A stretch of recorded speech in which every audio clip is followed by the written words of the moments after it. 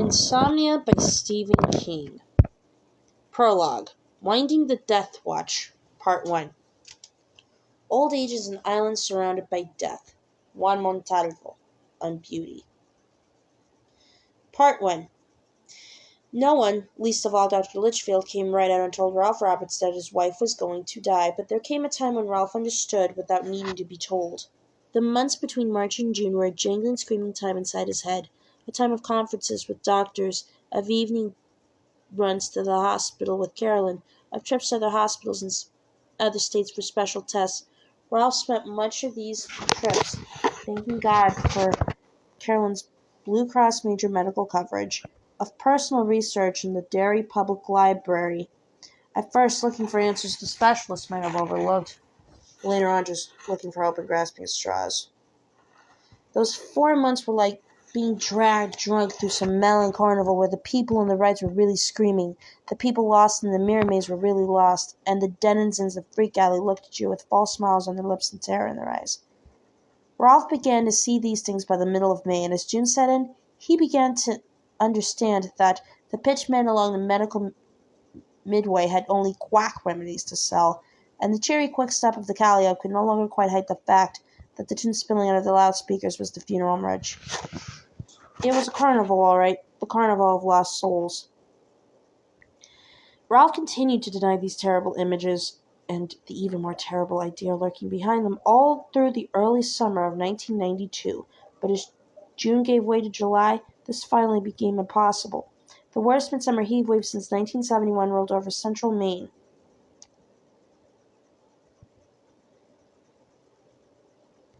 And Derry simmered in a bath of hazy sun, humidity, and daily temperatures in the mid-90s. The city, hardly a bustling metropolis at the best of times, fell into a complete stupor, and it was in this hot silence that Ralph Roberts first heard the ticking of the death watch and understood that in the passage from June's cool, damp greens to the big stillness of July, Carolyn's slim chances had become no chances at all. She was going to die. Not this summer, probably. The doctors claimed to have quite a few tricks up their sleeves yet, and Ralph was sure they did. But this fall or this winter, his longtime companion, the only woman he had ever loved, was going to die. He tried to deny the idea, scolding himself for being a morbid old fool, but in the gasping silences of those long hot days, Ralph heard that ticking everywhere. It even seemed to be in the walls. Yet it was loudest from within Carolyn herself, and when she turned her calm white face toward him, perhaps to ask him to turn on the radio so she could listen while she shelled some beans for their supper, or to ask him if he would go across to the Red Apple and get her an ice cream on a stick, he would see that she heard it too. He would see it in her dark eyes, at first only when she was straight, but later, even when her eyes were hazed by the pain medication she took. By then the ticking had grown very loud, and when Ralph lay in bed beside her on those hot summer nights when even a single sheet seemed to weigh 10 pounds and he believed every dog in Derry was barking at the moon, he listened to it, to the death watch ticking inside Carolyn, and it seemed to him that his heart would break with sorrow and terror. How much would she be required to suffer before the end came? How much would he be required to suffer? And how could he possibly live without her? It was during this strange fraught period that Ralph began to go for increasingly long walks through the hot summer afternoons and slow twilight evenings, returning on many occasions too exhausted to eat. He kept expecting Carolyn to scold him for these outings, to say, "Why don't you stop it, you stupid old man? You'll kill yourself if you keep walking in this heat." But she never did, and gradually he realized she didn't even know. That he went out, yes, she knew that, but not all the miles he went, or that when he came home he was often trembling with exhaustion and near sunstroke. Once upon a time it had seemed to Ralph she saw everything, even a change of half an inch where he parted his hair. No more. The tumor in her brain had stolen her powers of observation, as it would soon seal her life. So he walked, relishing the heat in spite of the way it sometimes made his head swim and his ears ring, relishing it mostly because of the way it made his ears ring. Sometimes there were whole hours when they rang so loudly and his head pounded so fiercely that he couldn't hear the tick of Carolyn's death watch. He walked over much of Derry that hot July, a narrow-shouldered old man with thinning white hair and big hands that still capable of hard work.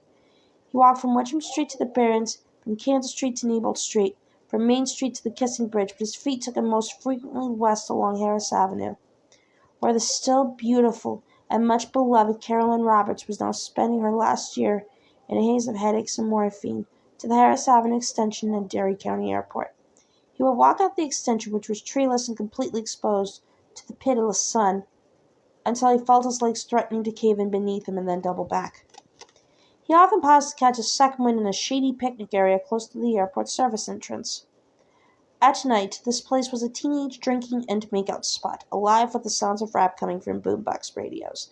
But during the days, it was the more or less exclusive domain of a group Ralph's friend Bill McGovern called the Harris Avenue Old Crocs. The Old Crocs gathered to play chess, to play gin, or just to shoot the shit. Ralph had known many of them for years, had in fact gone to grammar school with Stan Eberly, and was comfortable with them, as long as they didn't get too nosy. Most didn't. They were old-school Yankees for the most part, raised to believe that what a man doesn't choose to talk about is no one's business but his own.